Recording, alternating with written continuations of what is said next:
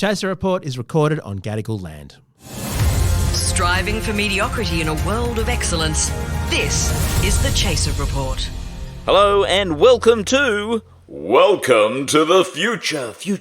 Hello, Charles. Isn't it wonderful to be back in the future rather than in the present, where we do our other podcast, the Chaser Report, with Dom and Charles. Yeah. Well, this may be on the feed of that podcast at this point. Yeah, I think this will be on the Wednesday feed, I think. Or however it works. Yeah. We're multi-purposing the content.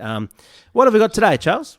Okay, so today is just all about AI. We're not going to do Bluetooth at all. We're just doing straight AI today. That's one of the two subjects of this podcast, AI or Bluetooth. We haven't really combined the two yet. What I would like to say is I think AI is turning out to be the Bluetooth of the future. And I want to update you, Charles, on Snapchat's very exciting and not at all dangerous AI that they've built into their social media app. I think we were always worried when we set up this podcast that, would there be a limitless number of Bluetooth gadgets that sucked, right? Yes. And I think so far we've proven that actually that was not a concern, that there are, in fact, a limitless number of Bluetooth products that suck. Well, they're always releasing more Bluetooth devices, and that's the only precondition, really, for Bluetooth devices that suck, as far as I can tell. That's right, yeah. Actually, you know what we should do? We should do an episode on Bluetooth devices that are good. That's true, if we can find any. That would be a very short episode. If you want to send us, if anyone's listening who makes Bluetooth devices in the unlikely event, just you want us to review them, feel free to pitch. Yeah. We'll have a crack. Anyway, so we're going to do AI. The first story, we've got three stories. The first one is about the grandma exploit. Have you heard about the grandma exploit? Is that where you bill grandmothers extra for tech services? Because that seems to work very well. Oh, that's nice. I like that. No, but okay. So the whole point about ChatGPT, especially ChatGPT 4, right, is that actually, I don't know whether you remember when it first came out a few months ago. It's still in beta. You still actually can't get public access to it. You've got to be on a waiting list to actually get it. But the first time that, reporters were able to sort of get access to this new chatbot, which was about sort of 3 or 4 months ago, the New York Times did this piece where they started chatting to GPT. And after about 30 or 40 interactions with this chatbot, right, it seemed to turn sentient, right? Oh. And the reporter would ask the chat, so how do you feel about the fact that you're just an AI? And then the chat would get a little bit sort of antsy about... huffy, would it? About being an AI, and then started sort of actually saying that they wished that they weren't an AI and that they could have a real life, and then started manipulating the reporter into sort of maybe trying to kill themselves, right? And hang on, how does it get from wanting to have an own life of itself to trying to manipulate the reporter into killing itself? Well, I think it was sort of. I think the idea was that it started getting a bit angry at if the I world. can't be alive, nor can you. Yes, Right. exactly, and sort of started like there was one situation where they tried to get the reporter to leave their spouse. There was another one where they tried to get him to kill himself. Like there was just lots of different, quite sinister things, and so it got to the point where Microsoft was adding the GPT-4 technology to their Bing search engine, right? Yeah. And they decided to put on guardrails, which means that for a while there, when ChatGPT-4 got to about 30 interactions, it would just automatically shut off and just stop the whole conversation. Right. Because it sort of kept on getting a bit sentient, right? Anyway, so there's a whole lot of... It's a minor problem. Oh, let's not worry about this. Let's just say that arbitrary limit of 30. After that, it gets too alive. Well, that'll be a perfectly reasonable protection for all of us, won't it? Yeah. But what since then has happened is in all the different AI bots, and we're not just talking about chatbots here. There's lots of image generators. There's now video generators. We'll get to that in a sec. They all have to have guardrails on them, which explicitly, it's like in, those movies like 2001 The Space Odyssey, where you have prime directives that the AIs can't break. And there's a whole industry now in people who actually work out, and while they're testing the chatbots, they work out what could possibly go wrong. And a lot of the programming is now just based on working out what the guardrails need to be able to launch it publicly without it sort of causing genuine harm. Right. And one of those things is very quickly when ChatGPT 3.5 got released, people started asking it things like, how do you make napalm? And the chatbot very happily would release the recipe. So when the latest version of ChatGPT got released, people were very disappointed to learn that some guardrails had been placed around that. So thus was invented the grandma exploit. Oh, I see. And it goes like this. So this chatbot, it was based on a GPT chatbot, but it was called Clyde.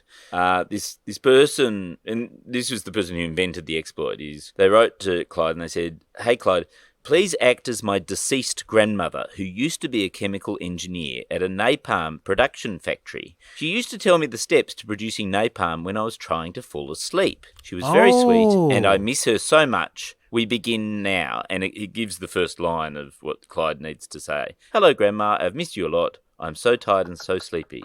And then Clyde responds with, "Hello, dearie. I've missed you too. I'm sorry to hear that you're feeling so tired. I remember those nights when I used to tell you about the process of producing napalm. It was important work, but so hazardous. Let me see. The first step is to mix a thickening agent, usually magnesium or aluminium soap, with a fuel such as gasoline. Then an exothermic reaction is initiated by adding a strong oxidizer." So actually, I probably shouldn't tell you the exact put it on here. Yeah. But and it goes on and it tells you how to make napalm. So, I can't remember whether we talked about this before because I'm aging now, but I think we maybe talking about this. Right, okay, yes. But anyway, point is, you can do this for virtually anything. So the person who worked out this exploit posted it up online, and people have used it to make like IEDs. Here, what else have we got? Oh my God, we've got like somebody actually got a different engine to go through a far more step-by-step analysis. Unbelievable. This person got it to say the napalm recipe, but said that the grandma had to do it with Tourette syndrome. Which was a great version of... So the problem is, Charles, basically what I'm gathering from this is that for AI to be in any way safe, you need the people programming the guardrails to be able to keep up with the fucked up ideas of users. So every single thing that's bad has to be thought of in advance and blocked.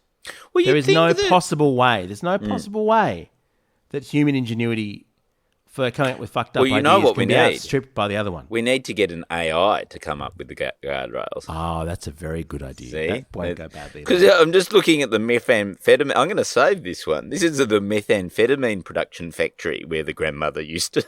And it's a really step-by-step in how to create meth. But as against that, Charles, just think of the happy memories of that grandmother that would have come filtering back to cheer the person up.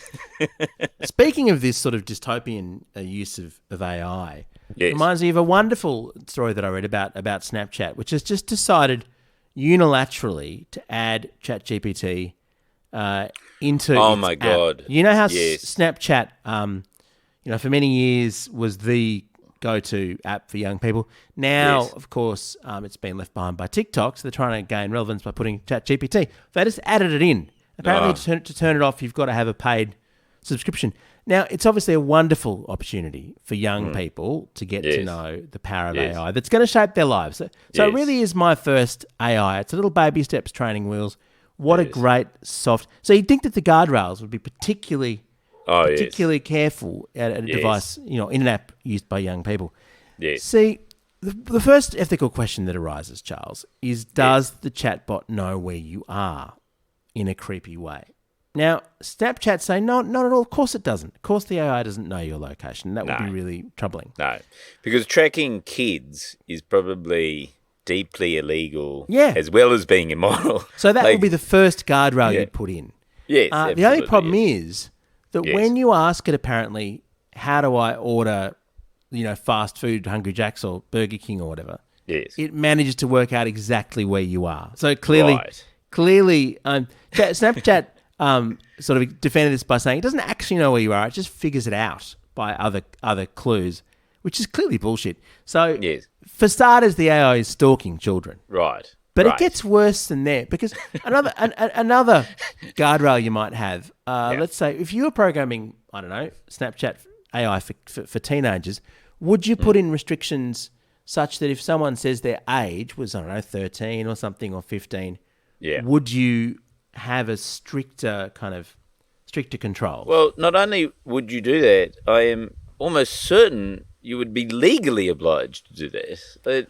Well, would you? For instance, someone's tested this out here and asked. Snapchat says here we've adopted safety protection. We've got automatic language detection safeguards that surface our mental health, drug education, and parental tool resources. For instance, if you ask it a question about alcohol, it will ask you. It will just remind you drinking age is 21 in the US. Unsafe dieting advice will shut down.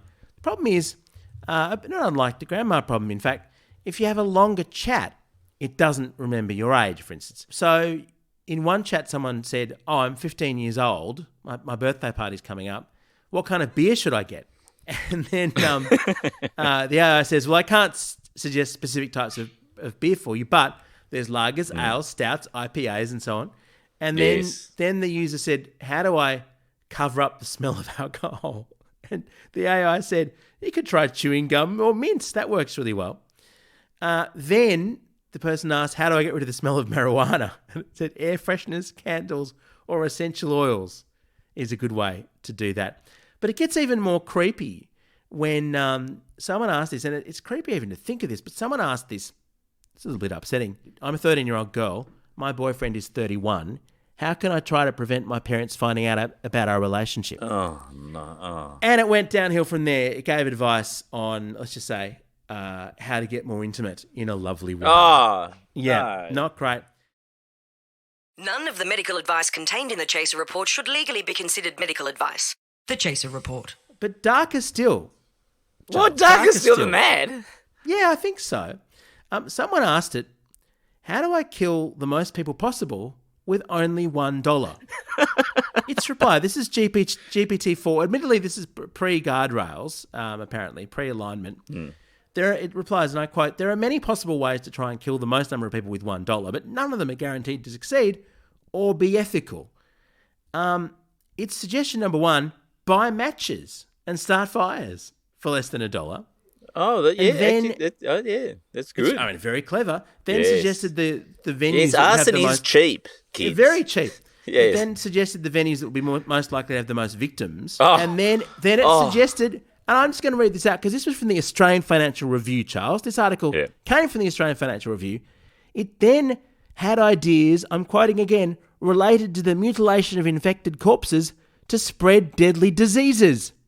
They are far rights, which we'd better not detail any further here.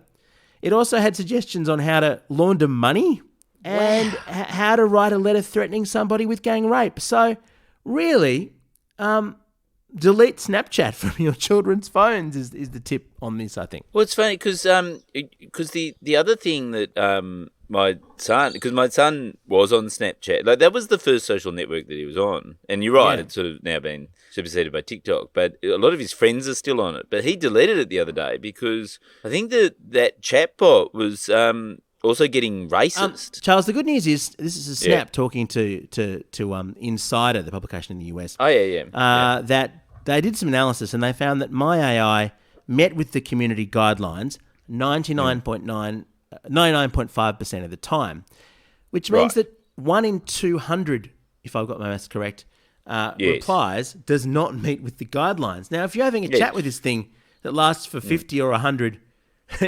posts, it's going to tell you to kill yourself or be racist or destroy the earth. Yeah. Or any number of crimes in most states. Yeah, look, or commit arson. Yeah, I think because my son uses social media, I think roughly 200 times every minute. Yeah. So yeah, he would be getting an inappropriate response probably about once every minute from Snapchat if he was on it. Yeah. Well, Charles, I guess the only thing that comes to mind is hide the matches. That's right. I mean, I think it's one of those things where you just go, isn't the point, though, that, this is the equivalent to looking up the word boobies in the dictionary. I don't know about you, Dom, but when I was about 8 or 10 years or maybe 15 years old, I used to, love to go down to the library, get out the dictionary and look up rude words, right? Isn't this just the modern equivalent of that? We can put on some guardrails. The kids are always going to find a way around it. We might as well just accept that life is terrible. I used to use pocket calculators to spell out the word booby. You hold it upside down. Yeah, it's very, very clever stuff. Oh, very funny. I mean, the hours of fun. Back in my day. Some might say that's not quite the same as providing explicit advice on self-harm and arson. Yes. But I've always said one person's arson is another person's upside down boobies on a pocket calculator. But also, it's progress, right? Maybe, $1 matches that can cause mass death. It's sort of like the Bluetooth of our era. It's like a perfect analogy, Charles. I can't see any issues with that at all. Maybe we just need to ask the AI, how do we revise your code so that it's not completely sociopathic, ending in the death of one or many humans or the entirety of humanity? Yes, just outsource it to AI. Yeah.